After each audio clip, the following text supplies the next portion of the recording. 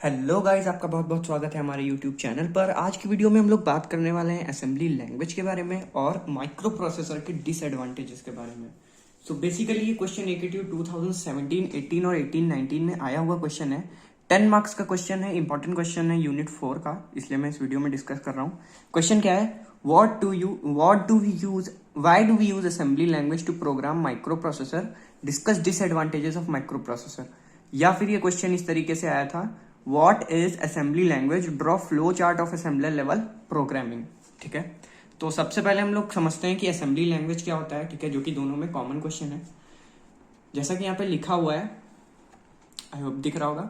ठीक है, तो पहला क्या लिखा है point, it is more understandable language for user in comparison of machine language. अगर हम लोग मशीन लैंग्वेज से कंपेयर करें तो असेंबली लैंग्वेज जो होती है वो ज्यादा अंडरस्टैंडेबल लैंग्वेज होती है हम लोगों के लिए, यूजर के लिए। ठीक है, सिस्टम के लिए नहीं, सिस्टम के लिए मशीन लैंग्वेज ज्यादा अंडरस्टैंडेबल होगी in comparison to assembly language. Second point क्या है, programmer can easily write program in alphanumeric symbol instead of binary number. जो प्रोग्रामर होता है, यानी कि हम जब प्रोग्राम करेंगे तो हम लोग इजिली अल्फा न्यूमेरिक सिंबल्स को यूज करके किसी भी प्रोग्राम को राइट कर सकते हैं। वहीं अगर बाइनरी नंबर को यूज करके हमें प्रोग्राम राइट करना होगा तो ज्यादा डिफिकल्टीज होंगी। ठीक है, एग्जाम्पल ADD, ऐड का यूज हम लोग एडिशन के लिए करते हैं, सब का यूज हम लोग सब्ट्रैक्शन के लिए करते हैं, CMP का यूज कंपैरिजन के लिए करते हैं। ठीक है, और भी कई सारे हम लोग के इस तरीके से नेमोनिक्स होते हैं जिनका यूज हम लोग अलग अलग ऑपरेशंस के लिए करते हैं, जैसा कि यहाँ पे लिखा हुआ है, these notations are known as mnemonics. ठीक है, इसके बाद लास्ट पॉइंट क्या है हमारा, assembler is a program that translate an assembly language program into machine language. Assembler क्या होता है, असेंबलर एक प्रोग्राम होता है जो ट्रांसलेट करता है असेंबली लैंग्वेज को मशीन लैंग्वेज के अंदर। ठीक है, असेंबली लैंग्वेज को मशीन लैंग्वेज में ट्रांसलेट करने का काम करता है हमारा असेंबलर। याद रखना है ये पॉइंट। इसके बाद क्वेश्चन का हमारा सेकंड पार्ट है, disadvantages of micro processor. Disadvantage क्या होती है माइक्रो प्रोसेसर की, सबसे पहला limitation on size of data. Data के साइज का एक लिमिट होता है माइक्रो प्रोसेसर के अंदर, उस लिमिट के एक्सटेंड करके हम डेटा उसमें नहीं स्टोर करा सकते या डेटा नहीं एग्जीक्यूट करा सकते। Most micro processors do not support floating point data. बहुत सारे माइक्रो प्रोसेसर ऐसे भी हैं जो कि फ्लोटिंग पॉइंट डेटा को सपोर्ट नहीं करते हैं। थर्ड क्या है, फिजिकल ओवरहीटिंग। फिजिकल ओवरहीटिंग भी एक बहुत ही मेजर डिसएडवांटेज है माइक्रो प्रोसेसर्स का। ठीक है, lack of internal peripheral devices like ROM, RAM and other input output devices. अभी तक तो ऐसे माइक्रो प्रोसेसर्स नहीं आए हैं जिनमें कि हमारी पेरिफेरल डिवाइसेस ऑलरेडी अटैच्ड हो, क्योंकि पेरिफेरल डिवाइसेस का साइज बड़ा होता है in comparison to microprocessors. But we hope कि फ्यूचर में हमें ऐसे माइक्रो प्रोसेसर देखने को मिल सकते हैं जिसमें हम लोग के पेरिफेरल डिवाइसेस इंटरनली अटैच्ड हों।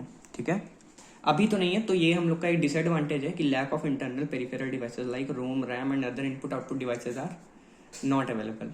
ठीक है, इसके बाद हमारा सेकंड आंसर का लास्ट पार्ट जो है, flow chart of assembler level programming. Flow chart कैसे डिजाइन करते हैं, ये इंपॉर्टेंट चीजें हो सकता है ये नहीं 10 मार्क्स तो आपको 5 मार्क्स या फिर 2 मार्क्स में ये क्वेश्चन पूछ लिया जाए एग्जाम में, तो इसको अच्छे से समझ लेना है।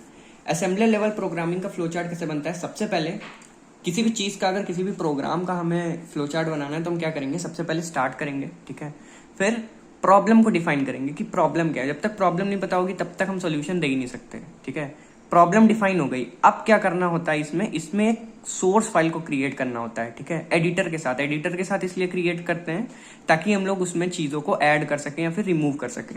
ठीक है, फिर असेंबल द फाइल को असेंबल करना है। असेंबली एरर, असेंबल करने में अगर कोई एरर जनरेट होती है, ठीक है, तो उस केस में क्या करेंगे, एरर जनरेट होगी तो वापस से सोर्स फाइल क्रिएट करेंगे एडिटर के साथ और फिर से असेंबल करके चेक करेंगे। अगर कोई भी एरर जनरेट नहीं हो रही तो उस केस में क्या करेंगे, फाइल को लिंक करेंगे। ठीक है, फाइल को लिंक करेंगे, फिर लोकेटर आता है हमारा, ये लोकेट करता है कि सिस्टम में फाइल कहाँ पे लिंक हुई है हमारी। ठीक है, माइक्रो प्रोसेसर से कहाँ से लिंक हुई है हमारी फाइल। इसके बाद एक्सटर्नल सिस्टम। ठीक है, एक्सटर्नल सिस्टम, अगर हमारा एक्सटर्नल सिस्टम अवेलेबल है, ठीक है, तो क्या करेगा, इमुलेटर लोड करेगा और प्रोग्राम को रन करके टेस्ट करेगा। अगर हमारा एक्सटर्नल सिस्टम अनअवेलेबल है तो डीबगर को लोड करेगा और प्रोग्राम को टेस्ट करेगा रन करा के। ठीक है, दोनों ही केसेस होने के बाद हमारा प्रोग्राम हो जाएगा स्टॉप। ठीक है, तो इसी तरीके से हम लोग की असेंबलर लेवल प्रोग्रामिंग होती है। आई होप फ्लो चार्ट आपको समझ में आ गया होगा। आप एक बार इसको ड्रॉ करके देख लीजिएगा, आपको याद हो जाएगा। फ्लो चार्ट ईजी है, बहुत ईजी है एक्चुअली, और एग्जाम में हो सकता है कि पूछा जाए, इसलिए अच्छे से पढ़ के जाना। इस वीडियो के लिए इतना ही। All the very best for the exams, और अगली वीडियो में मिलते हैं किसी नए क्वेश्चन के साथ जो कि इंपॉर्टेंट होगा यूनिट 4 से रिलेटेड। अगर प्लेलिस्ट आपने विजिट नहीं की है तो डिस्क्रिप्शन बॉक्स में आपको लिंक मिल जाएगा, आप प्लेलिस्ट विजिट कर सकते हो। Thank you so much for watching the video.